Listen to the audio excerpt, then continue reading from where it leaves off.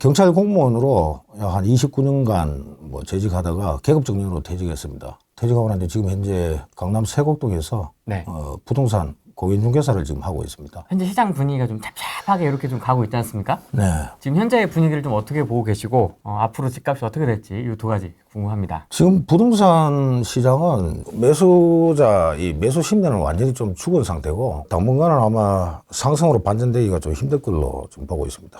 제 생각에는 이게 아무래도 한 2026년까지는 계속해서 좀 이런 상태로 좀 약보합 상태로 좀 가지 않을까. 그 다음에 2026년에 제가 이제 좀 주목해야 될 게 지금 현재 이제 2018년도에 주택임대사업자를 단기 4년 임대사업자를 단기를 갖다 폐지시키고 8년 장기 주택임대사업자를 상당히 독려를 했어요. 그 당시에 문재인 정부에서 그 당시 독려를 했는데 네. 4년을 폐지하고 전부 8년을 다 등록을 했는데 네. 그 당시 다주택자들이 상당히 많은 숫자가 아마 8년짜리 그 주택임대사업자 등록을 했습니다. 그래서 등록하라고 했거든요. 예. 그러다가 갑자기 2019년도에 이제 그 주택임대사업자를 또 갑자기 돌변해가지고 전부 다 이제 그 주택임대사업자를 완전히 이제 건설임대만 이제 네. 허용하고 나머지 다 폐지시켜버리는 그런 상황인데 네. 그게 이제 만기가 돌아가는 게 이제 8년 만기가 돌아가는 게 2026년입니다. 그 다음에 이제 또 2026년에 좀 주목해서 봐야 될 게 예. 3기 신도시 문제입니다. 3기 신도시가 지금 보면은 어차피 이게 LH에서 택지 조성을 해서 어차피 누군가는 사줘야 된단 말이에요. 근데 이게 문재인 정부 때 한참 그 집값 상승이 꼭지점에 이르던 그 시기에 이걸 3기 신도시를 발표했단 말입니다. 그래서 3기 신도시에 지금 현재 택지 조성이 지금 완료되었다는 이야기 자체가 없어요. 그래서 이제 그 당시에 상당히 그 고가의 아마 토지 보상을 한 것으로 제가 알고 있는데 네. 과연 그 LH에서 집을 과연 지을 만한 돈이 있느냐 직접. 그럼 이게 누군가는 이 3기 신도시 이 택지를 갖다 사줘야 되는데 네. 지금 택지 조성했는 것도 없고 그렇다고 이걸 갖다가 택지를 갖다가 분양을 누가 뭐 받았다. 그래서 뭐 짓는다. 이런 이야기가 전혀 없으니까 그 이 두 개가 맞물려 가지고 아마 2026년이 아마 상당히 그 부동산에 상당히 좀 안 좋을 것으로 속된 말로 하면 좀 폭락이죠. 뭐 그까지 아마 좀 가지 않을까 그렇게 좀 예상하고 있습니다. 택지 분양이 안 되면은 누군가가 사줘야 되는데 결국은 뭐냐면은 사주지 않으면 LH에서 해야 된단 말이에요. 그러면 이제 결국은 전체적으로 이 부동산 경기가 침체되면은 나라 경제 전체가 다 흔들린다는 이야기죠. 그때는 아마 정부에서 아마 특단의 좀 대책이 나오지 않을까. 그게 바로 이제 제가 봤을 때는 이제 조세특례제한법상 양도세 감면 아파트를 다시 들고 나올 우리가 있다. 생각이 있다. 저는 그렇게 좀 예상하고 있습니다. 과거에도 2013년도에 조세특례제한법이 발효됐는 게 그 당시에도 지금 현재 이제 미분양이 속출해가지고 2013년도에 조세특례제한법이 발효가 됐습니다. 네. 근데 이제 그 당시 2012년도에 이 LH에서 그때 택지를 조성해가지고 분양을 하려고 하는데 받아주는 데가 아무 데도 없었어요.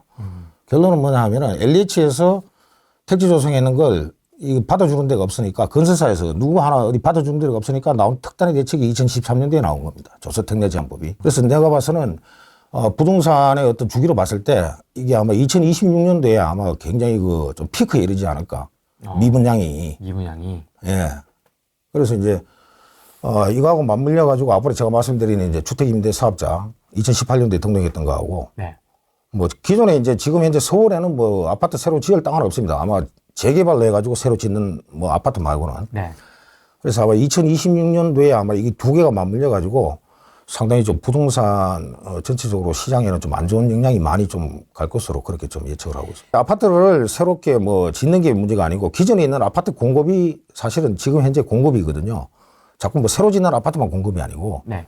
그게 한 10만 채만 넘어도 상당한 영향을 미친다고 봐야죠. 그때는 이제 아파트도 뭐 전부 다 이제 다주택자들 아파트도 전부 다 이제 8년짜리로 다 등록한 사람이 많았거든요.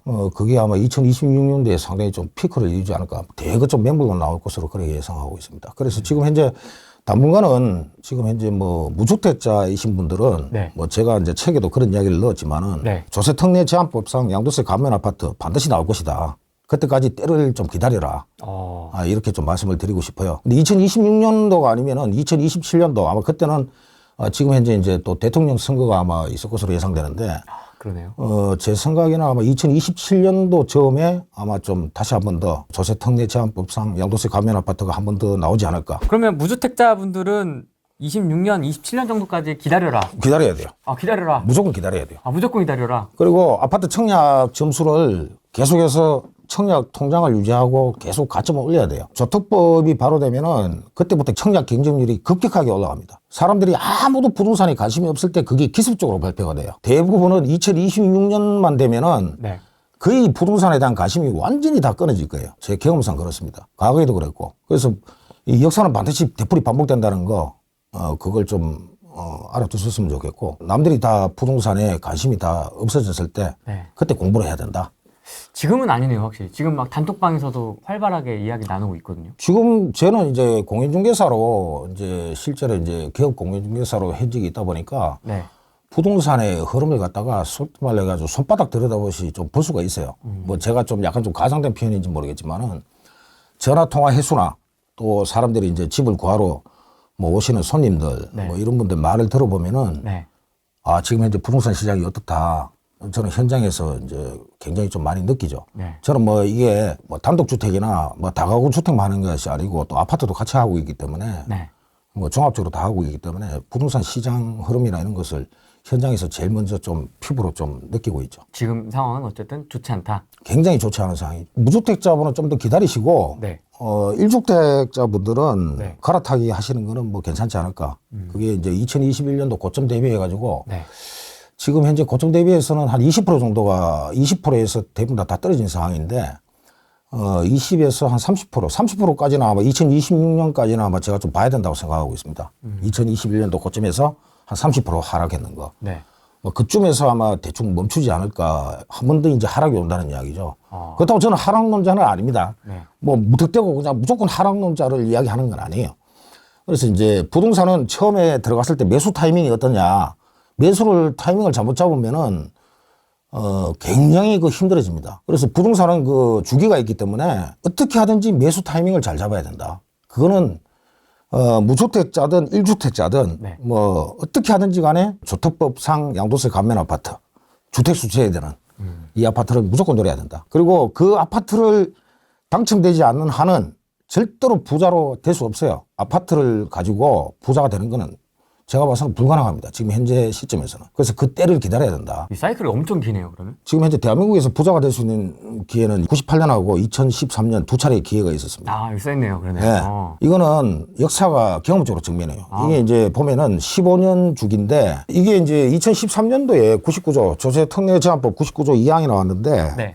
여기 보면은 이제 2013년 말까지 미분양된 아파트나 그 아파트를 청약해가지고 당첨이 된 12월 31일까지 계약금을 지불한 사람은 준공 후, 준공이 언제 됐나 하면은 2013년도에 당첨이 된 사람들은 그 당시에 아파트가 이제 착공이 들어갔단 말이에요. 그러면 2016년도에 대부분 다 준공이 됐습니다. 여기에서 5년간 양도세가 100% 면제됐어요. 100분의 100. 100분의 100이에요. 와, 신기하다. 근데 100분의 100인데 저기 이제 감면인데 농특세 20%를 내야 돼요. 아, 그쵸. 예. 감면하면. 네, 농특세가 또 20%가 있어요. 부가세가 붙죠. 그래서 완전한 면제는 아니고 농특세 20%는 내게 됐다. 근데 이제 여기서 주목해야 될 거는 이게 주택수가 제외됐어요. 그래서 이거는 천재일우의 그 기회를 갖다가 저도 이걸 포착을 한 겁니다. 천재로. 이게 천재일우였어요. 그래서 이제 이 조특법이 발효가 되겠느냐 이제 이렇게 이야기를 하는데 제가 이제 앞번에 이야기 드렸는 그 두 가지 이 두 가지로 해서도 저는 2026년도를 기점해서 2027년 즈음에 다시 한 번 더 발효가 될 것이다. 그러면은 98년에서 2013년까지 15년이 있었죠. 네. 그다음에 2013년에서 그다음에 2027년 약 한 14년 정도가 되겠네요. 그죠? 그래서 뭐 제 예측이 맞을지는 모르겠지만은 뭐 역사는 반드시 경험적으로 우리가 지금 현재 두 번의 어떤 그 역사적으로 우리가 이제 경험적으로 이제 이런 걸 경험을 했었고 부동산은 또 주기가 있습니다. 그래서 아마 반드시 아마 나올 것으로 예상을 하고 있습니다. 이 아파트 이제 여기 보면은 정확하게 매도 타이밍까지 알려주고 있습니다. 어디 볼까요? 네, 다음 페이지 또 올려요. 다음 페이지. 이 양도세 감면은 뭐 무한정으로 해준 게 아니고 5년간 면제했어요. 5년간. 그래서 이제 부동산 매도 타이밍을 98년도에 발효된 조특법은 2007년으로 그때 명시를 했었어요. 2007년. 그 당시에는 2007년도까지 이제 2007년 12월 31일까지 매도하는 경우에 양도세를 면제한다. 그게 이제 들어가 있었고 2013년도에 발효된 조토법은 준공이 이제 2016년도니까 2021년도에 5년간 양도세를 면제한다고 나왔어요. 중공 5년간. 그러니까 정확하게 매도 타이밍을 알려주고 있죠. 꼭지점은 뭐 귀신도 모릅니다. 그걸 뭐 귀신처럼 알 수가 없어요. 우리가 조세특례 제한법을 보면은 정확하게 매수 타이밍과 매도 타이밍까지 다 알려주고 있어요. 그래서 이제 이게 부동산 관련해서 이 조세특례 제한법을 발효한 것은 아마 국세청에서 아마 이걸 갖다가 법을 다 만들었을 거예요. 내가 봤을 때는 세금을 담당하는 이 국세청에서 이 정확한 부동산의 타이밍을 보고 알고 있다. 그 당시에 저도 이걸 2021년도에 하여튼 뭐 계속해서 이 아파트를 팔아야 된다. 그 생각만 계속 하고 있었다고. 근데 공교롭게 어떻게 이 법에서 명시한 대로 어떻게 이렇게 부동산 사이클이 정확하게 맞아 떨어졌는지 지금도 보면 저도 참 조토법을 만든 사람들이 참 대단하다. 뭔가 좀 사이클을 알고 있는 게 아니냐. 뭐 그런 생각이 좀 듭니다. 만든 것도 그렇고 이걸 또 시행하는 시기도 그렇고. 그렇죠. 그래서 이제 우리가 부동산의 최저점과 꼭지점을 맞추기는 어려워요. 그렇지만은 법을 알아야 된다. 그러니까 법을 알라 그러면은 법을 알아야 세상을 알고 그다음에 부동산을 아는 건데 사실은 뭐 우리가 그냥 감으로만 해가지고 부동산을 할 수는 없는 거잖아요. 네. 아무리 그래도. 그래서 이제 모든 그 행위에 부동산 정책이나 모든 것도 법에 다 근거를 하고 있다. 언론이나 방송이나 뭐 이런 그 뉴스에 나오는 것에 대해서 너무 신뢰를 하지 마시라. 이 원본을 봐야 된다, 원본을. 원본. 이 법을 갖다가 실제 이 근거법이 뭐냐. 이걸 가지고 그 당시에 2013년도에 조토법이 발효됐으면은 조토법이 발효된 것도 모르는 사람이 태반했을 거예요. 그 당시에 그렇겠죠. 그 다음에 양도세 감면이 뭔지도 몰랐을 거예요. 근데 저는 이제 그걸 알았다는 이야기예요. 이걸 나올 때까지만 기다리고 있었어요, 저는. 미리 알고 있었네. 저는 알고 있었죠. 이게 나올 줄은. 2013년도에 이제 조토법을 알았으면은 그 당시에 이제 이게 부동산을 이제 자산을 늘려야 될 타이밍이라는 걸 이제 본능적으로 느꼈죠. 그때 이 공부를 안 하고 있던 그냥 시장에서 발을 떼고 있었던 분들은 그냥 부동산은 끝났다. 끝났다고 다 그랬죠. 뭐 부동산은 끝났다고 그랬고 뭐 그 당시 뭐 전부 다 부동산 폭락했다 이제 끝났다는 이야기가 다 줄을 이루었으니까 결론적으로 뭐 와서 이제 보니까 저도 이제 뭐 사실 운이 좋았는 것이고 근데 그 매수 타이밍을 잡는 것은 멀리 갈 것이 없다.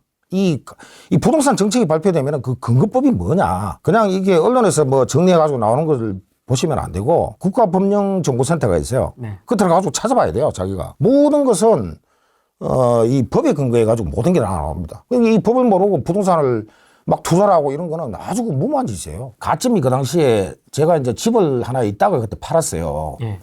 그래가지고 이제 가점이 그 당시 좀 주택이 이제 있다가 이제 이렇게 팔고 난 뒤에 가점을 늘리려고 하다 보니까 뭐 방법이 없잖아요. 이 나중에 이제 이 아파트 청약 당첨될 때 이 조토법 발효되니까 갑자기 청약 경쟁률이 막 오르는 거예요. 그 많던 미분양이 순식간에 사라지면서 뭐 결국은 이제 제가 이제 애가 셋인데 네. 다자녀로 해가지고 이제 된 거예요. 그래서 우리 이제 막내 저 셋째가 네. 아주 복덩이가 됐죠. 그때 제가 이제 아파트 그때 당첨된 것도 그때 타입이 이제 6개 타입이었어요. 송파 아파트. 네.